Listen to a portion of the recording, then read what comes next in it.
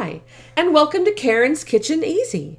Together with our kitchen basics, tips, and tricks, we're going to make you the star of your kitchen. If you enjoy this video, be sure to check out my YouTube channel and check out the link below this video. It will take you to karenskitcheneasy.com where you can find a printable version of today's recipe. And just remember, if it was easy, everybody would be doing it. But wait, it is easy, and you can do it too. Today's recipe is easy peasy pie crust. Now, you may think that pie crust is not the easiest thing to do in your kitchen, but this is a very different recipe, and I got it from my mother. Thank you, Mom. And it's different because it actually uses boiling water to emulsify the shortening. So we don't have to spend all that time cutting our shortening into our flour. The emulsion makes it very easy to work with. So we just have 5 ingredients for this recipe. We have 2 cups of all-purpose flour. We have a half a teaspoon of baking powder and a teaspoon of salt. We also have 2/3 to 3/4 of a cup of regular hard shortening. And I love this. This is in a adjustable measuring cup, and it's very special. I'll show you why in a minute. To that, we're going to add 1/3 of a cup of boiling water, just as hot as you can get it. Now we're going to start with our dry ingredients first. We're going to add our salt and our baking powder to the flour and just take a fork or a whisk and blend it all together. You want to be sure the salt and especially the baking powder are evenly distributed in the flour. So once we have this done, we're just going to set it aside, and we're going to work with our boiling water and our shortening. Now, I'll show you why this is such a special cup, because you press on the bottom and it just ejects the shortening from the top. So we're just going to slide it off into our bowl here. And then we're going to take a fork or a spoon and make a little indentation in the center of our shortening. And that is so that our boiling water gets a head start on softening the shortening up.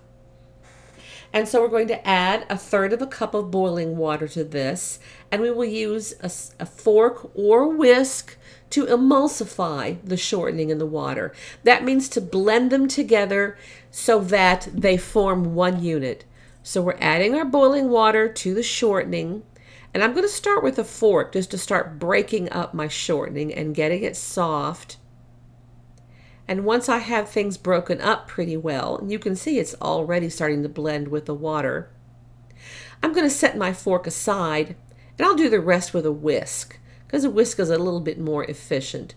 So I just kind of mash on the shortening and stir until the shortening gets very soft, and you can see it's already getting our our shortening and our water already well incorporated.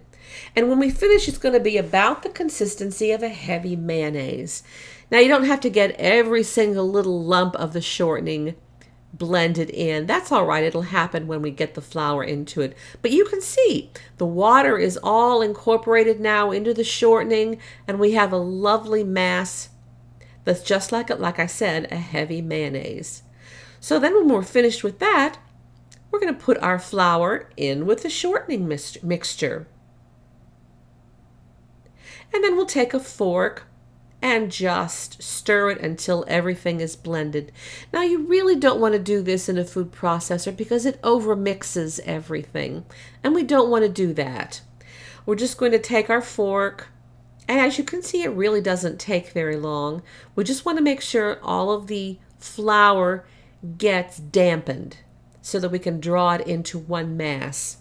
And when we're done with this, we're actually going to knead it for a little bit. And we talked about kneading when we did our cookies. So we're going to talk about this a little bit again. And the reason we're kneading it, and I think we're going to be about done here. So we're going to just move this aside a little bit, and we're going to put some flour down on our kneading surface.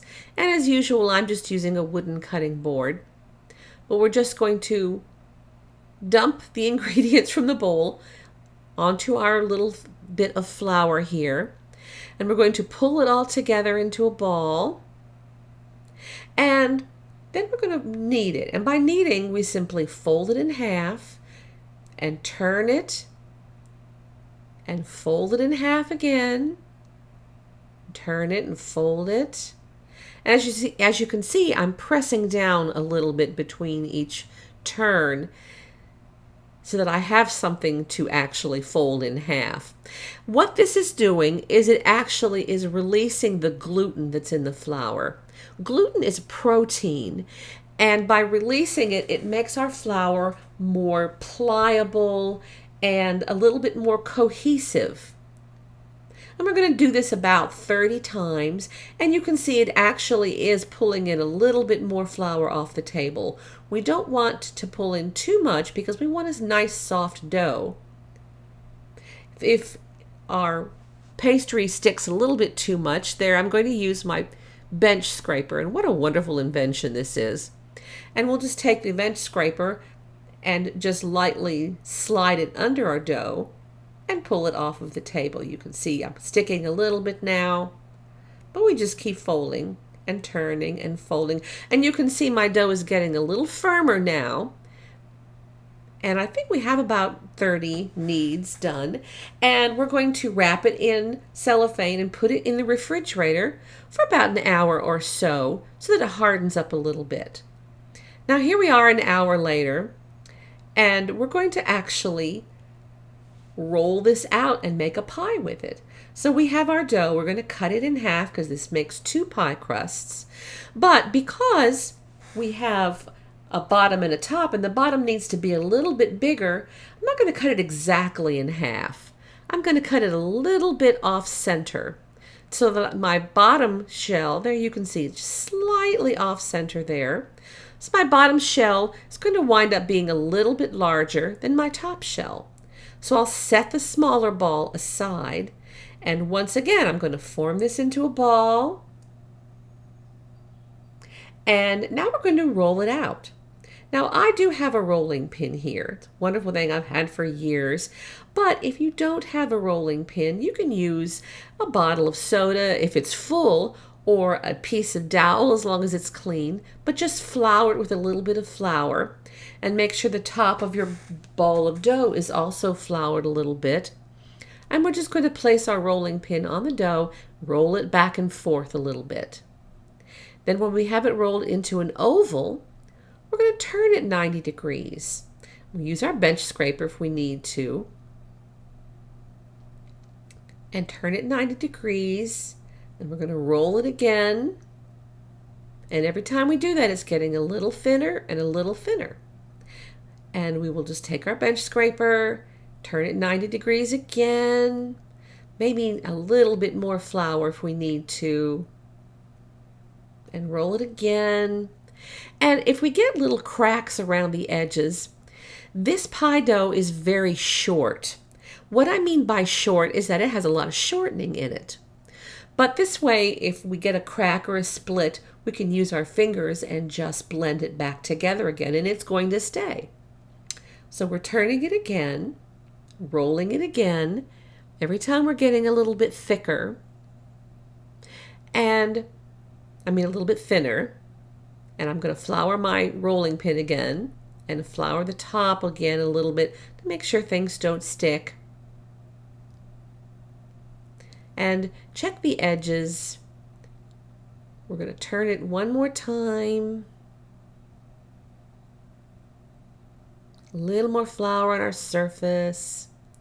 And you can see the edges are a little bit broken, but we're going to use our fingers and mash them back together again. And it's actually good to run your fingers over the dough a little bit, because that way you can feel if certain areas are thicker or thinner. And it's a little thin on this one side, so I'm going to pull it together. There. We have a lovely circle here. Little bit more rolling, I think. There we go.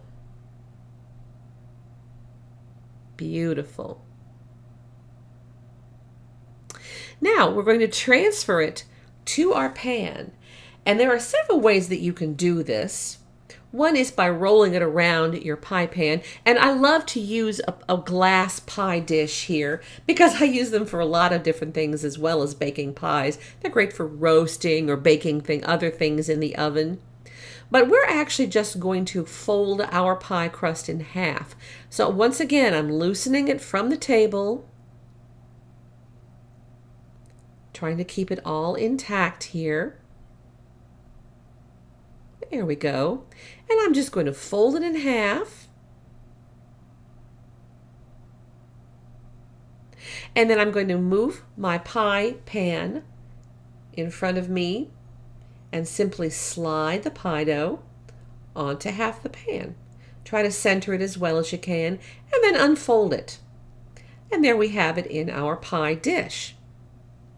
Now, because it is so short, as I said later, we can actually, blend it with our fingers to make sure that the edges are where they need to be. And the edges do need to come all the way up the sides of your pie dish. And try to make it the same thickness the whole way around. And as you can see, I have a little bit more on one side than the other, so I'm going to break off a few pieces and then kind of push them where they need to be. So there I have my bottom of my pie shell all ready. Now, we could do a fancy pie if you like, but this is our first pie, so it's okay to cut a few corners. And by cutting a few corners, I mean that we're going to use a pre-made pie filling. And this is just a cherry pie filling you can buy at the grocery store. 1 can of it, and we're going to put it in the pie shell. And there are a lot of pre-made pie fillings that you can get at the store. You can get fruit, peach, apple, a lot of things like that. Pumpkin pie filling. Remember that next Thanksgiving and you can surprise everyone. So there we have our pie filling all smoothed out and as flat as we can get it. Now we're going to actually roll out the top of the pie. Now there are very fancy pies that I'm sure you've seen in stores and catalogs and things where they actually have a lattice work pie crust on top. We're not going to do that. We're just going to do, because this is our first pie, we're just going to do a regular top to our pie. So we've put a little bit more flour on the table, and we're going to take our other ball of pie dough, flatten it out a little bit, put it down on the flour, then we're going to turn it to make sure there's flour on the top also. Super. Now we'll take our rolling pin once again, make sure there's flour on it, because we don't want anything to stick. And once again, we'll roll it into an oval, we'll turn it 90 degrees, roll it into an oval again, the other direction, turn it and roll it. And a little bit of sticking here, so let's take our bench scraper. Yeah. And as you can see, we're just getting thinner and thinner. Now, I know we got a little bit of flour mess in front of us here, but that same bench scraper does great for cleaning your work surface when you're done. You can simply scrape it into a little pile to throw it away. So once again, I'm making sure there's flour on the surface, and we're rolling it out again. And this piece of pie dough doesn't need to be as large as the other one because this is simply going on a flat surface on the top of the pie.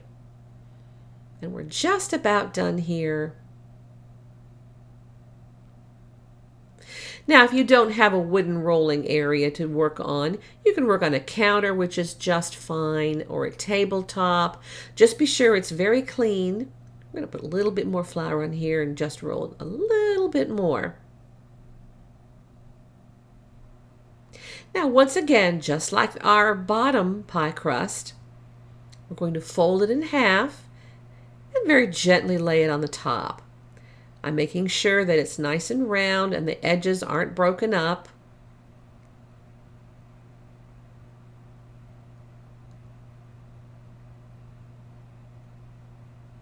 Okay, now we'll use that wonderful bench scraper again and slide it under to loosen it.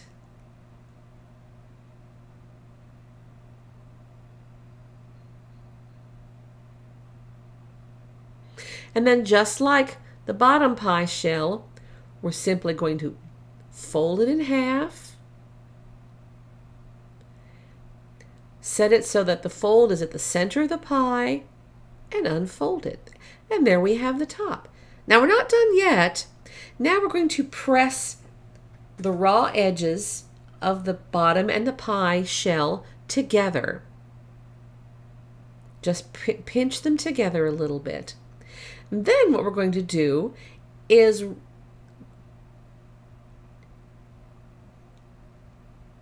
roll the sides of the pie crust together a little bit.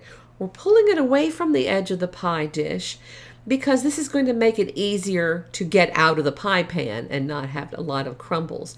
But we're just rolling it and smoothing it away from the edge. And this also makes a very attractive edge to our pie. And when we finish this rolling, we're still not quite done because there's going to be another step to do. And again, you've seen these pies in the pie shop or the grocery store or the magazine, and they have a really pretty edge that's called fluted. And I'm going to show you how to do a fluted edge. And that's just one more step to make sure the edges are pinched together very well. You're going to take the thumb and forefinger of each hand and hold them together. I'm actually putting a little extra piece in this one side because it was a little thin. There we go. Now, take your thumb and forefinger and grab a piece of the pie crust at the edge and pull one hand towards you and push one hand away from you. And then continue doing this the whole way around the pie shell. And this is what's called a fluted edge. And there's actually even a furniture style which is called a pie table simply because it has a fluted edge like this. And now I'm sure you recognize this edge of a pie. And you simply walk the whole way around the pie, and this actually is one step closer to sealing the edge of that pie together. Now we're still not quite done because we're going to take a knife, or in my case, I'm just going to use my bench scraper, to cut some slits in the pie shell. And that is to keep steam from coming out. We don't want steam in the top of our pie.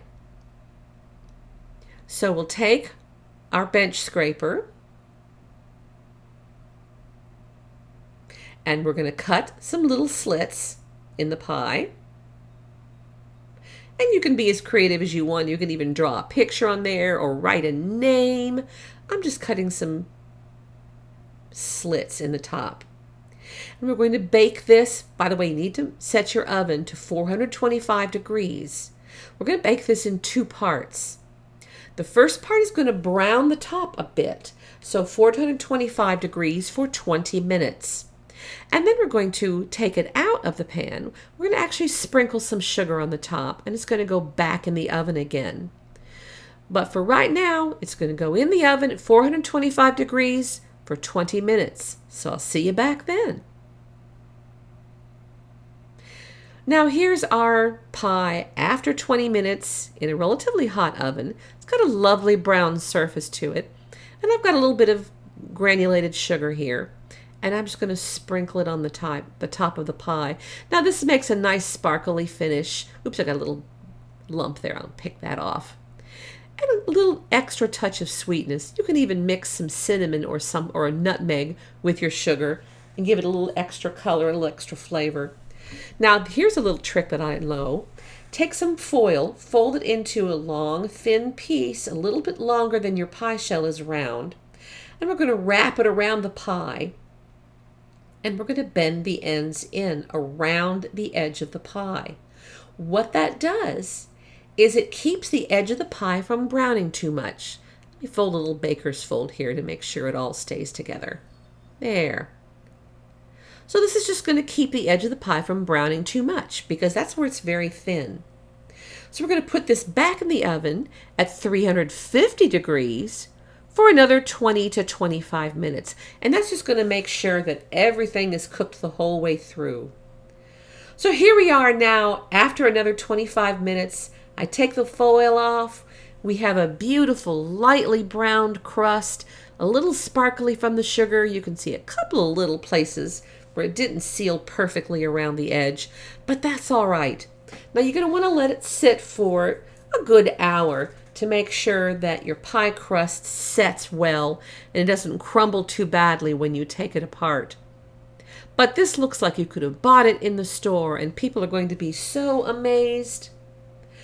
And so there we have it, our first pie, a cherry pie with your easy peasy pie crust. And just remember, if it was easy, everybody would be doing it. But wait, it is easy, and you can do it too. So see you next time on Karen's Kitchen Easy.